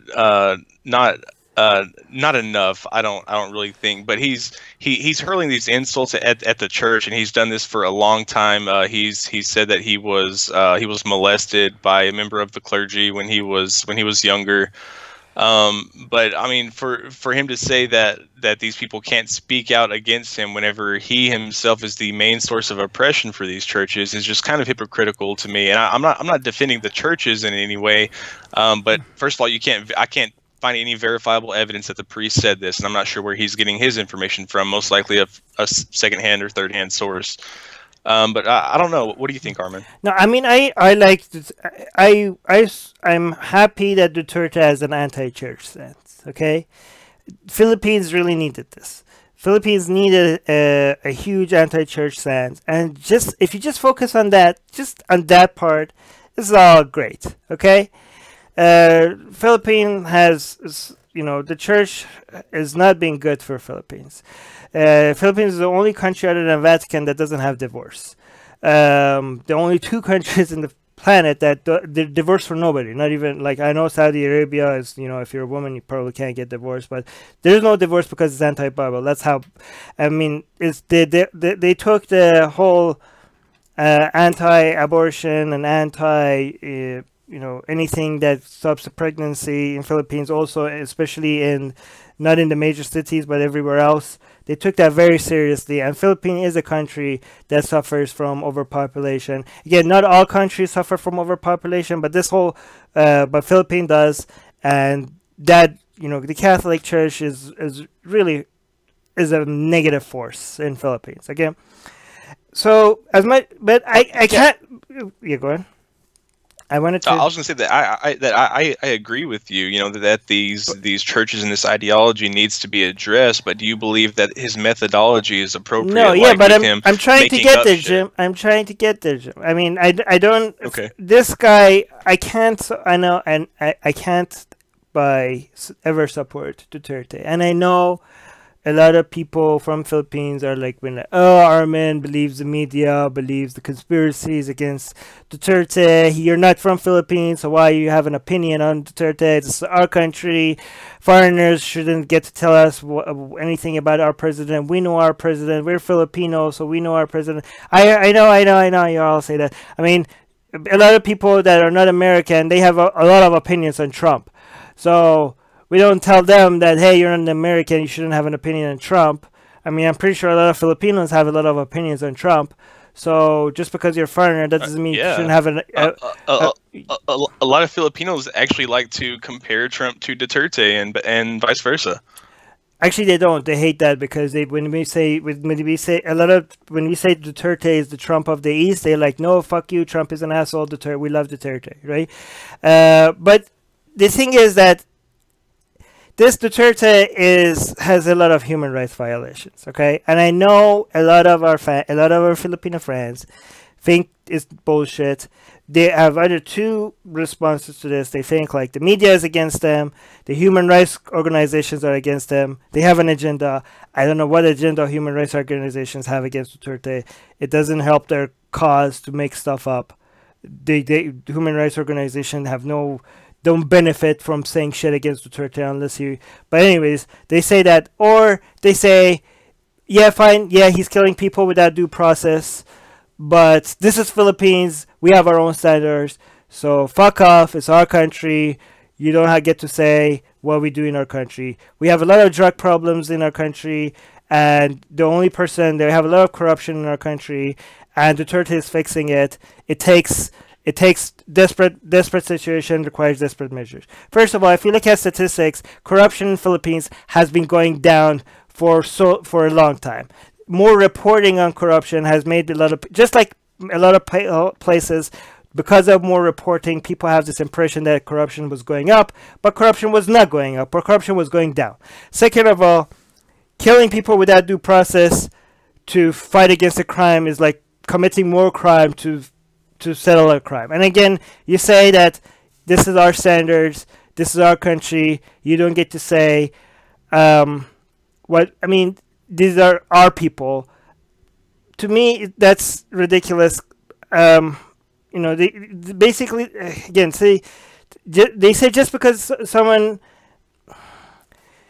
these people live in your country, that doesn't mean you own them. That doesn't mean your government owns them. Just because they live there, that doesn't mean you have the right to their lives. When we criticize Saudi Arabia for human rights violation, and I'm not saying Philippines is like Saudi Arabia, okay? Philippines is no, please don't make me think that I'm saying that they're the same, okay? Philippines is definitely way better, better than many countries when it comes to human rights, right? But when we accuse other countries like Iran or Saudi Arabia or North Korea of human rights violation, do you guys also come up and say, oh, it's their people, they get to do whatever they want with them? They say this is Philippines, our country, so we get to do whatever we want to their people. No, I say no, this is our planet, and those people are our fellow human beings, and you shouldn't get to treat them just because they live within certain borders. You can't claim those people as yours because they're Filipino. Well, if we're going to claim those people as ours because they live on the same planet as us, it doesn't matter if they live in Philippines. A lot of people in Philippines also don't understand how drug addiction works. This is not going to help with your drug addiction problems. You can't scare people out of their drug addiction. You can't scare them out of it. You're killing people without due process in the street. There are a lot of these reports are coming from very credible sources. You're not going to believe it. This is how cults of personality work. You don't believe credible sources because you have just made your mind that this is a person that you're going to worship. It's kind of like a religion. And again, I might be wrong, okay? I might be wrong about all of this, and we're going to disagree. And I'm hoping that if you were a lot of Filipinos that like Atheist Republic, don't lose hope because of this. We are going to, you can teach me why I'm wrong, and I can learn from you, okay, if I'm wrong. I'm hoping you could correct me, but let's not hate each other because we disagree with each other. Okay, I know this is a very sensitive topic among Filipinos. I probably just lost half of my Filipino friends if they're listening to this. But let me see what the top comments are. The enemy of our enemy is not always our friend. Oh wow, good top comment, because Duterte is against the church. Yep. Again, his anti-church stance, even though I welcome that, it might not be for the best of intentions, because he's going after the church, because the church is going after him. And again, I don't support the church for going after him, because the church, a lot of people are like, well, the church is at least supporting human rights violations. supporting the fight against human rights violations. Well, the church also has its own agenda. I don't think that their motives are clean as well. I support the move against the church, but I question his agenda. And Cole, you're completely right. Just because Duterte is against the church, that doesn't mean we should support him. The enemy of our enemy is not always our friend. Kurt is saying, well, I'm against the church, but I honestly against this madman. Wow, good top comments. I'm pretty sure if I look at the replies to these top comments, you're going to see a lot of angry Filipinos. Dictators who attack religious institutions do it not for their beliefs. They often do it to rid themselves of competition. No matter your beliefs, this should be very concerning. Wow, really good top comments. Joy is saying, I support this man. Dirty mouth, clean government. I don't think so. I think dirty mouth and dirty governments. You basically, when you clean corruption with a lot of corruption, with a lot of with a mega corruption, that's not really cleaning up corruption. This is basically a lot of dictators do their human rights violations in the name of fighting corruption. Right. And again, you're basically when you try to trade your rights for more safety, you usually end up losing both. Anyways, we let me see what the YouTube comments. Chrissy, yes, I am so on board with desensitizing public. Oh, Christy had a really good comment about the previous news that I didn't read. Damn it, it was a really good comment. B just saying, devil's advocate, but is Duterte wrong to tell the church to back out of government? No, that would be a very right state thing to do. And it might help. It's just all about how you. Yeah. It's just all about how you go about implementing it. There's a right and a wrong way to go about implementing it. He might even do it the right way, and Philippines might benefit from. I mean, he probably would benefit from Duterte fighting against the church and getting the church out of government. Okay, or it's not getting the church influence out of the government. But at the same time, we can say that, and at the same time acknowledge the human rights violation. Mrs. Snarky totally agree. Okay, great. I lost all respect from that guy's comment. I don't know what the guy's Facebook. I think we lost some people on Facebook. Damn it. Okay, if you are a Filipino that agrees with what we said, maybe come on the show and let us know, or maybe we could have a debate, okay? Bring us some Filipino atheist members of Atheist Republic community that support Duterte and some people that are against Duterte, and let's see if we could have a civil, friendly debate about this without accusing each other. There's a lot of personal attacks happens when it comes to Duterte. This is a very, very sensitive topic in Philippines, and a lot of the conversation turns into personal attack rather than both sides actually listening to each other and hearing each other out. As it happens in every other. It's same as Trump, I guess, in the United States. Next news. 3-year-old Indian girl raped on 6th anniversary of brutal Delhi gang rape. On the 6th anniversary of a brutal gang rape that became a worldwide symbol of the dangers faced by women and girls, a 40-year-old man was accused of raping his 3-year-old neighbor in New Delhi. The suspect allegedly lured the child out of her home with candy to an abandoned house down the road while her parents weren't home, and then left her unconscious on the side of the road when he was finished with her. Wait, raped? She was 3 years old? That is correct. She is 3 years old and she is currently fighting for her life. Fucking hell. Yeah, and he was attacked by locals. He was arrested, and he I couldn't find what his injuries were, but I could find that he was treated for his injuries. Oh yeah, this is an older story. This is the story. This is the news right now because this is the 6th anniversary of the brutal gang rape, and they're turning. No. No, this is new. Oh, this is new. But this happened on the anniversary. correct. 6 years ago, there was a 23-year-old raped, I believe, by 6 men on a bus, and she actually died of her. So this happened right on that anniversary, and this Correct. thing that happened 6 years ago. This woman turned into a symbol to fight against the rape culture in India. And again, goodbye to a lot of our Indian fans. But when I say rape culture in India, I hope some of you are not as sensitive so that you could stay. But if that offends anybody and they want to leave because they're offended because we're against rape culture, then I mean, no. But India has a huge rape culture problem, and again, a lot of the apologists, a lot of the people, as soon as you say that, they're like, "Oh, but what about other countries?" Okay, yeah, other countries have rape problems as well, but so does India. India has a huge rape culture problem. Stop pointing at other countries to excuse the problem that you have in your own country, please. Right. When it comes to women and young girls and children being sexually assaulted, India is at the top of the list. Yes, I mean it is, and also there are a lot of people in India. There are a lot of activists in India that are trying to fight this, and they're part of the solution, and they're trying to do that. Trying to support women and trying to reduce this, and the people that are trying to defend the name of the country by denying these statistics, you're not doing your country any favor, and you are standing in the way of the activists inside your own country.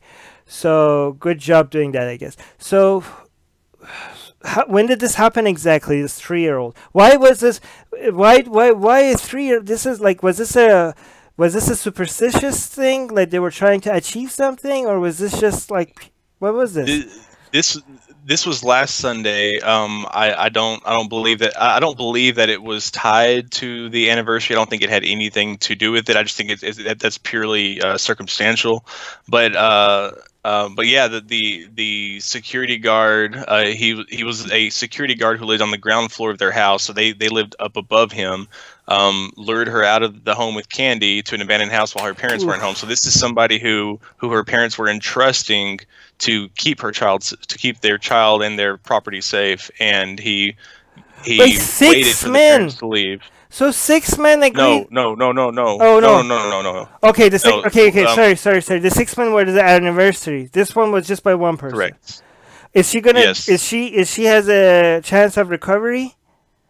She has very, very severe injuries. From the last I could see was that she had undergone surgery, but that she's still under very close observation, and she's not by any means out of the woods, so to speak. Wait, what happened to that lady that was abused by 6 men? By 6 men. Okay, 6 men. This is very numbers are confused. So by 6 men 6 years ago, did she recover? Yes. No, she did not. She died from her injuries. It was a very brutal raping, very brutal gang raping, and she was dubbed Nirbhaya was the name that they gave her, which means fearless. So if she didn't survive that, imagine like a 3-year-old. Now this is a 3-year-old. Imagine what she must be dealing with. Holy fuck! Ugh, God damn it, this is disgusting.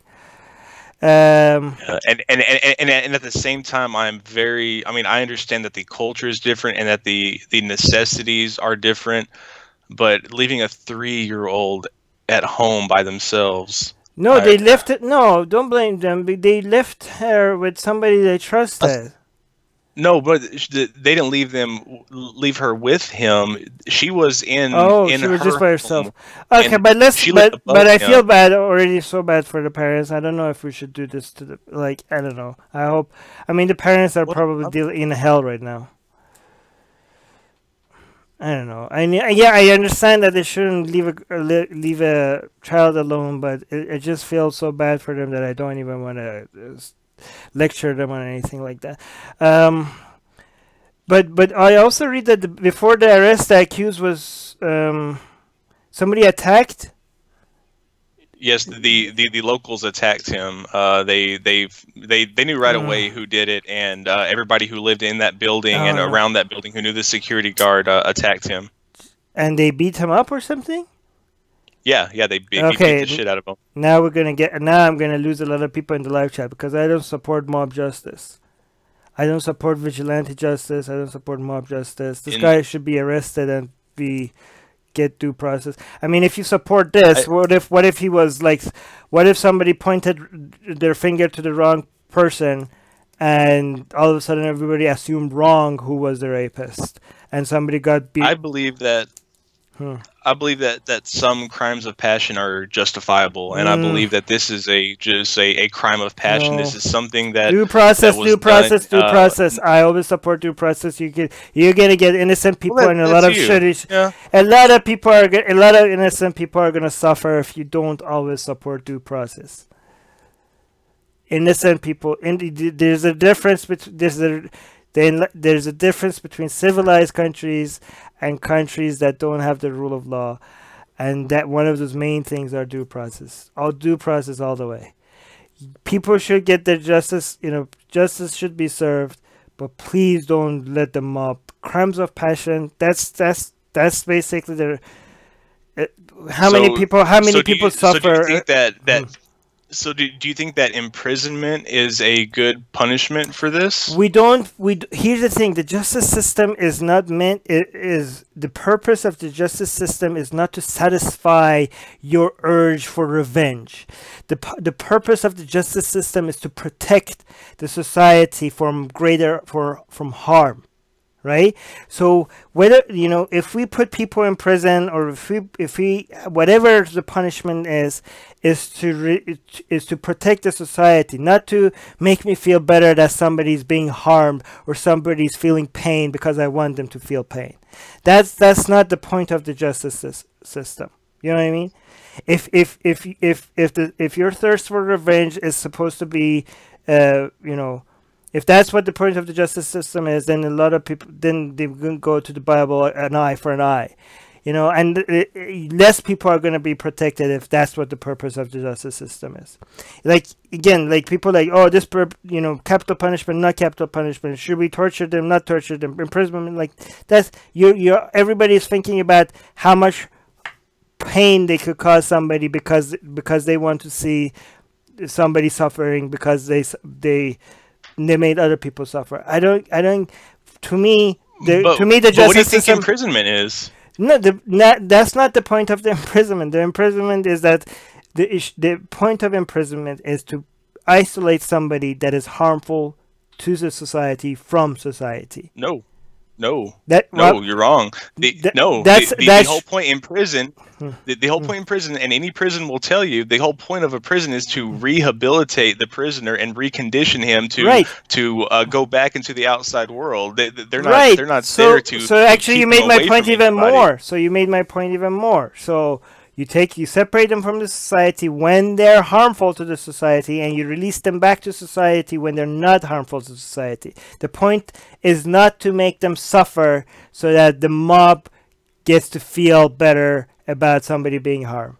The whole point is to reduce suffering, not to respond to suffering with suffering.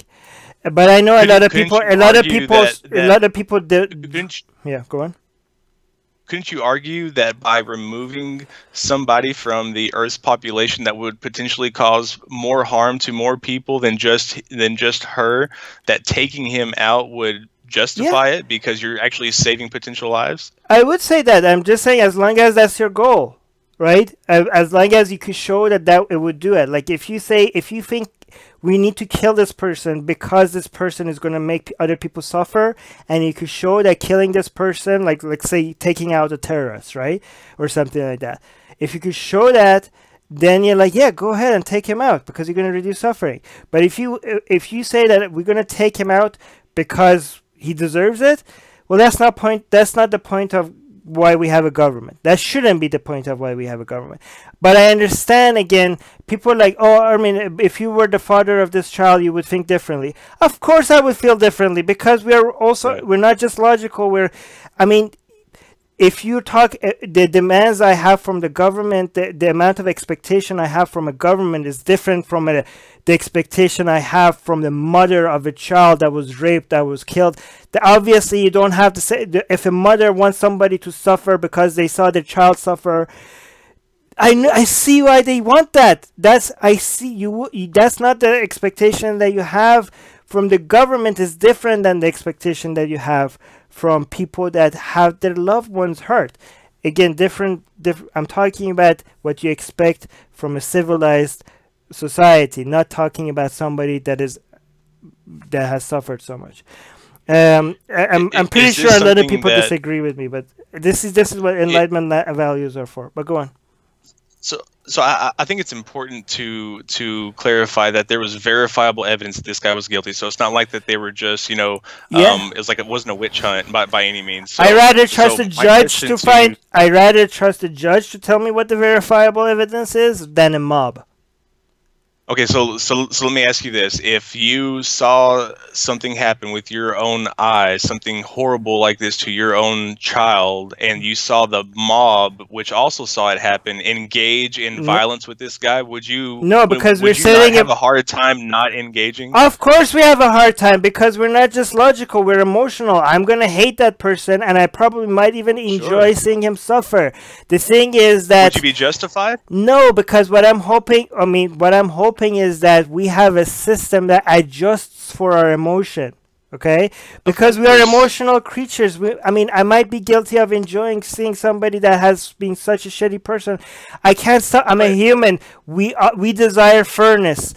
Part of that desire, part of that biological desire, is to see some people that cause suffering to suffer. But the thing is that we created systems that are better than our biological desires. We have created systems that work, and we want to make sure that we don't use our emotions and we use these systems instead. And even if I see that with my own eyes, I don't want to support a different system. I don't want to support mob justice. I want to say, like, yes, I know that this happened, but I don't want to set a precedent that lets the court of public opinion decide the fate of this man. I want to let the court of law decide the fate of this man. And I agree completely. I believe that the best discourse for this is to find somebody who is well versed in this, somebody who knows the law, somebody who can actually investigate it fully. But the problem lies in between the time that the act is committed to the time that the justice is delivered by the legislative system, or by the judicial system. Then you have all that time to account for people acting out with crimes of passion on emotions, because emotion isn't like legislature. You can't set emotion off to the side for a while and think rationally. Emotional responses are irrational for the most part. And so, I mean, to say that you wouldn't engage in it yourself, I think, I don't know. I have a really hard time believing in that, because even if somebody, I might not. If it was my daughter, I might have not been able to control myself, right? But I'm just saying, I'm thankful. But you would be justified in it. But I'm thankful that justified doesn't make it right. Yeah, okay. But I don't know if I don't know. But I'm gonna read the top comments. The top comment says, I bet there would be less rape if the penalty for rape was losing the tools you use to rape. But no, that's inhumane. Yeah, it is inhumane. That's the top comment. I disagree with you, because you're basically trying to respond to a human rights violations with another human rights violation. That's basically a biblical eye for an eye. And it doesn't work. Okay, it doesn't work. This is why we see in the most advanced, in the most civilized countries, that's not how you do it. And it has even if you really want to see that, it doesn't end well. It doesn't work. Sorry. The second top comment I think is from India, based on the name. I might be wrong. It says this country is an embarrassment to humanity. I don't think so. I think India has a lot of problems, but India on average also has contributed a lot to humanity. I hope that you don't say that you're embarrassed for things that you didn't do yourself just because you happen to be born in the same country. I am very much against being proud of things that your country did just because you were born in the same country, unless you had actually something to do with it. But I'm also against you being embarrassed for stuff that your country did, unless you actually did have something to do with it. If you were not responsible for any action, don't feel proud. in it, pride in it, and don't be embarrassed by it either. India is an embarrassment to the humanity. No, India is right now a hub of technology. I mean, they have a space program for fuck's sake, but just because they have a lot of good things to offer to the world, we shouldn't dismiss all the shady things that are happening as well. Kamal is saying we are an embarrassment to the 21st century. No, this guy is specifically an embarrassment to the first century. Don't collectively blame the entire country. It's one thing to to say India has a problem and admit that that's a problem in India that needs addressing. A lot of people ignore that because they have too much national pride. That's wrong. But it's also an extreme other end to blame the entire freaking country for it. But again, should we go to the next news? You're muted. Jim. Oh, okay. I said yes, please. It's getting late. Mass grave of Christians slain by Islamic State in 2015 uncovered in Libya. A mass grave with 34 Ethiopian Christians slain by ISIS terrorists have been confirmed by the Libyan authorities. A farm near the coastal city of Sirte, 170 miles southeast of Misrata, was used to hide the bodies. The Christians were in Libya to seek work as migrant workers, according to International Christian Concern. A propaganda video posted to social media in April 2015 appeared to show the Islamic State members shooting and beheading the Ethiopian Christians who were all wearing orange jumpsuits on a beach. So this was a long time ago, but it's news because they found the mass grave of the Christians. They're right. They're saying they were slain in 2015. So I'm just going to really quickly address this because I know you have to go, Jim, but this is a little bit tricky because a lot of people, ISIS does a lot of shit that it is very much according with Islam, especially according with the Hadith and also the Quran, that is definitely to be blamed on Islam. This one is a little bit more tricky to blame it on Islam or not. Again, if I say it's a bit tricky and I don't know if it's too tricky to blame on Islam, it doesn't mean that I'm doing the regressive Islam apologist when it comes to say like, oh no, what ISIS does has nothing to do with Islam. That's bullshit. A lot of what ISIS does is a lot of the barbaric stuff that ISIS does is definitely you could blame it on Islam. This one, the answer is like yes and no. The reason why no is because in Islam, if you're Ahlul Kitab, which means the people of the book, or which what they call people with of Abrahamic religions, so Abrahamic, Islam, Christianity, or Jew, you can't just be killed, right? So if these people were Hindu or Buddhist, this would be definitely Islamic, which again is not an excuse because it basically shows how barbaric Islam is, because if they were Hindu, they could just behead them without even, according to Islam, you could just kill them. It doesn't really matter. Or atheist. But because they were Christian, I wonder if they offered them to become Muslim before they behead them, because that would be the right thing to do Islamically, right? Because according to Islam, if you're a Christian or a Jew, they can't just behead you willy-nilly. They have four choices. Either convert to, either convert to Islam.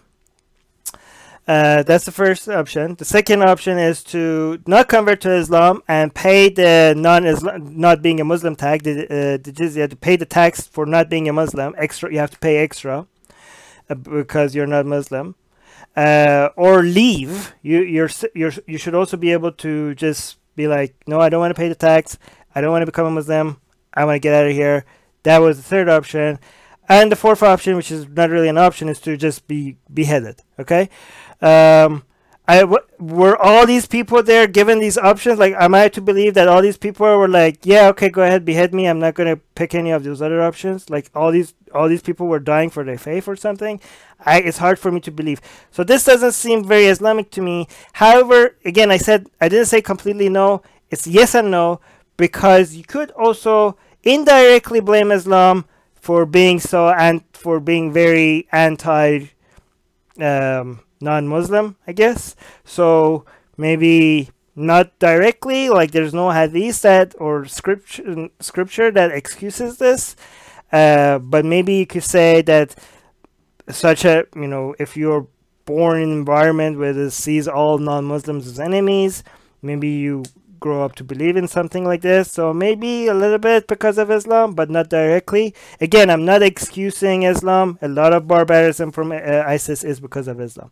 Anyways, let me read the top comment. Anthony saying fake news, Islam is a religion of peace. Oh my god, this is a joke that is getting too old now. I think needs to, yeah, okay. There's a subreddit for jokes that have been so used that they I think it's a joke cemetery or something like that. I don't know. I think this one belongs there. Jessica is saying, I think even as atheists we should be sympathetic to tragedy. This is very sad. Wait, what? So Jessica, what are you responding to? I think even as atheists we should be sympathetic to tragedy. This is very sad. Are you responding to atheists that would not see this as sad because they kill Christians? Because, I mean, I know we have some comments on our page that are not always very nice, but I don't think that's a problem that we have to deal with. I don't think there's that many of our followers that would say good they were Christian. Okay, let me just, I know Jim is looking at the clock, so I'm going to look at comment. Oh, and Antimony is saying, so is ISIS referring to Guantanamo Bay with these orange suits? Yes, they are. Or is there an Islamic reason? No Islamic reason. They're like, you treat our people like this, we treat like your people like this. This is a political statement. All right, next news. 2 more left. German Islamic State wife charged with murder of 5-year-old slave. A 27-year-old woman is charged with murder by the German prosecutors. Jennifer W. and her husband, also a jihadi, bought a 5-year-old girl as a household slave in 2015. After the girl fell ill and wet her mattress, the husband of the accused chained her up outside as punishment and let the child die of thirst in the heat, they said in a statement. The accused allowed her husband to do so and did nothing to save the girl. She became the first German woman to be prosecuted for IS membership, which is Islamic State membership, and could face a life sentence if convicted. Where did she do this? This was back. This is just really in Germany. No, okay. Wait, she had the slave in Germany? Wait. Well, no, she was German. Yeah, she's German. the German. She was a member of ISIS, right? Correct. And her husband's jihadi as well. Okay, so they had a 5-year-old slave in 2015, which they killed, right? But where did they have this slave? Go on. They had the child in Syria. Syria. That's where they in Syria. So they were German, but they were ISIS members in Syria, and they killed their own slave. Jesus, 5-year-old girl for what? For what reason again? Well, so wet her mattress. For wetting her mattress because she peed the bed. Oh my God. So she actually tried to get some new identity papers papers at the thirst and heat. Jesus. So she died slowly, very slowly. Oh no. Yep. Okay, you want to blame Islam? This is very Islamic. Having slaves is Islamic. And this is something that is very normal in Turkey.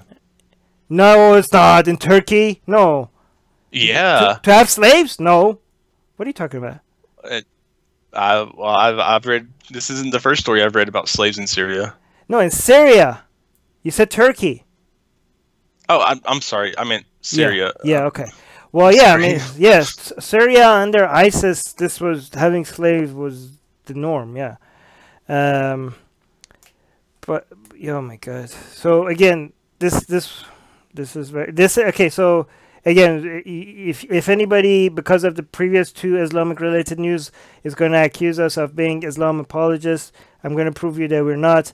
This is definitely Islamic. having slaves and owning them and having rights over them like this is definitely according to Islam.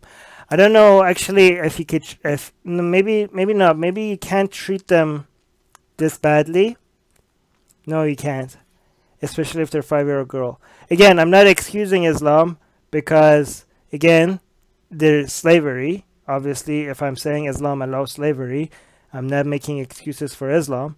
But I don't think you get to treat them this shitty though.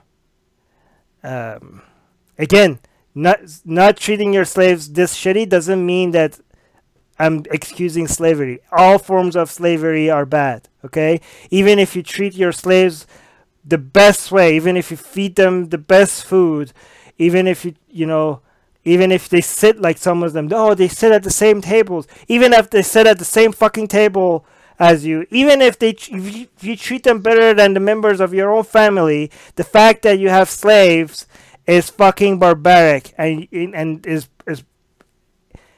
inhumane. Okay, the fact that because the very definition of slave means that they don't get to leave. Okay, they don't have their own free will to get out of the situation that you put them in. Okay, that's barbaric no matter how you treat them. Okay, so I'm not excusing slavery, but again, so I think having the 5-year-old slave is allowed in Islam, and in fact I would go as far as saying that you could actually have sex with your slave-year-old girl as soon as she hits 9. So I'm according to Islam, but I don't think that you could treat them like this, putting them in you can't. So kind of half blamed on Islam, but this poor girl, Jesus Christ. Okay, so top comment. This is my response to this, and I can only write it once, but I think okay, I don't know if I could read this here. I don't know. I know Jim has to go. 5-year-old slave. You read that right. Crimes against humanity. Definitely. I mean, it's just worse than just having a slave. They fucking made her die a very slow death. Jeez. Jules is saying hang the husband too. I don't agree with that. Again, I know I lose a lot of fans by saying that we shouldn't hang people even for the worst crimes. But again, that's just me. I mean, it's not just me. Gregory saying death penalty. Yeah, no, I don't agree with that. I'm willing to have a debate with somebody if you recommend somebody to have a debate on those kind of things, on Atheist Republic discussion. We will have Jim as well. Anyways, last news. Last news. Half of the South in the United States believes that the United States was founded as an explicitly Christian nation. In a Winthrop University poll, half of the people in 11 southern states believe America was founded as an explicitly Christian nation. The position is particularly possible amongst white evangelicals. Surprise, surprise. I mean, what can you say about this other than like what people just don't know their history? Again, this is, we just in a few news items before we shut on India, and somebody was like, oh, I can't believe how many people in such a country that has like a space program believe in shitty things. We're now looking at the most advanced country in the world. And yeah, let's not kid ourselves. United States is the most advanced country in the world. And how many half of the South. So at least it's not half of the entire country. That's a good thing. Because didn't we read statistics? But I live in the South. Oh, I'm so sorry for you. I'm so sorry. But again, one thing I want to do, I want to make sure we don't generalize the entire South, by the way. Because a lot of people are like, oh, you're from the South, so obviously you're like crazy Christian or something. A lot of good stuff comes from the South. Like a lot of science also come from the South of the United States, right? Like we have a lot of tech companies. They're going. I would also like to add that so the actual percentage was 51%, but of that 51% that believed that the U.S. was founded as a Christian nation, 67% of those people were Republicans compared to 38% Democrats. Right. And BJ saying, well, there were those horrible pilgrims. Oh, so yeah, but that when they didn't they're not responsible for the foundation of the country. The foundation of the country was the Constitution and all those others, the Declaration of Independence and all that stuff, right? Right. Like, I mean, I'm in Canada, so you tell me. Go. Yeah, you're right. They were just escaping the religious rule of England. They didn't want to be associated with the Church of England, so they wanted to go to the free land where they could freely be Puritans or Quakers. So maybe that's why so we say a lot of these people don't know their history, because it was made it very clear when they were finding the United States that it's not a Christian country. They couldn't have made it more clear than that, right? But I think maybe the confusion is that they're confusing it with the people that first came over. You know what I mean? But maybe what we need to do is clarify that, well, that's not the foundation of the country. That that it doesn't just land doesn't just turn into a country because people showed up, right? So maybe that's the confusion. Am I right? Maybe that's what the reason behind the confusion. I mean, maybe, but I mean, there is something to say about the first people that came to this country that pioneered the what do you want to say, I don't want to say pioneered the founding of the United States, but pioneered the wiping out of the natives and taking over the United States.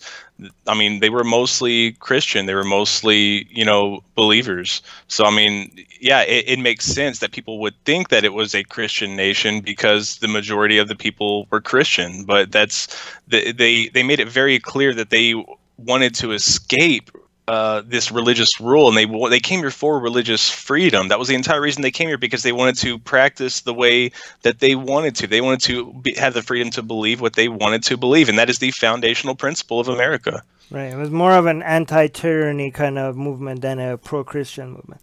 By the way, so let me actually read the top comment before I read Muhammad's comment, because it has nothing to do with the news. I mean, it had something to do with the previous news. So the top comment is saying, is quoting somebody else, Charlie Trumbull.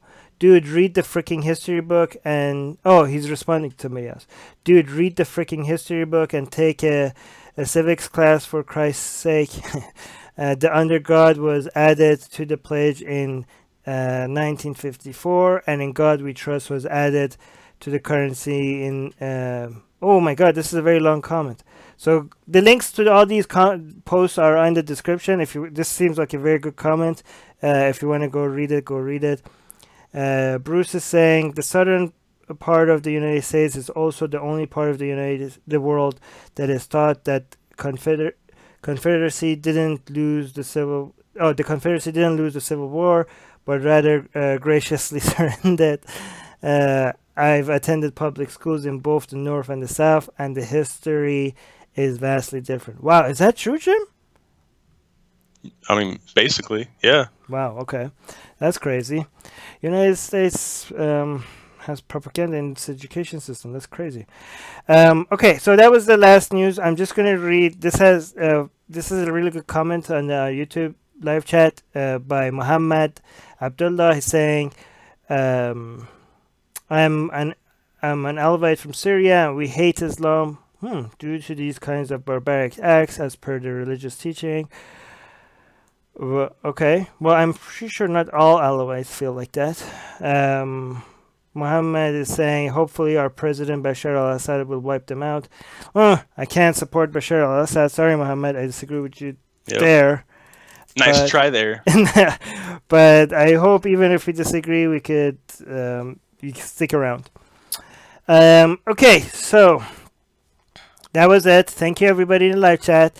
Sorry, guys, I rushed the last. I might have missed a lot of comments because I know Jim has to leave. Sorry. Don't apologize. It's my fault. I'm sorry, everyone. Okay, Christy in the live chat, Beej, Muscal, Antimony, Vibrantly, something. Oh. Vibrant Brantley. Okay.